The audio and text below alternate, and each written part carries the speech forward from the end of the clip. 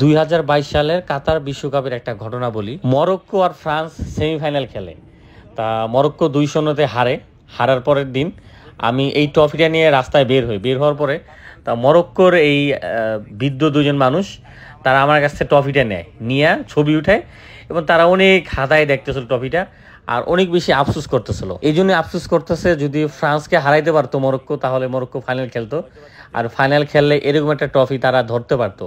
তা বারবার সে আফসোস করতেছিল আর ট্রফিটাকে বারবার দেখতেছিল তারা দুজন। তা আমিও অনেক আফসোস করতেছিলাম এই বৃদ্ধ দুজন মানুষকে দেখে, যদি মরক্কো ট্রফিটা জিততো, যদি মরক্কো ফাইনাল খেলতে পারতো। তা মরক্কো ফাইনাল খেলতে পারে নাই, তারা আসলে ওখান থেকে বিদায় নেয় ফ্রান্সের কাছ থেকে হেরে 2-0। তা আজকে এই জন্য বেশি মনে পড়তেছিল যে গতকালকে মরক্কো আর্জেন্টিনাকে 2-0 হারানোর পরে কিন্তু মরক্কো বিশ্ব চ্যাম্পিয়ন হয়, অনূর্ধ্ব যুব বিশ্বকাপ তারা জিতে। তা আসলে এই জন্য মরক্কোর কথা বেশি মনে পড়তেছিল, আর মনে পড়তেছিল এই দুইজন বৃদ্ধের কথা যে তারা আজকে স্বার্থ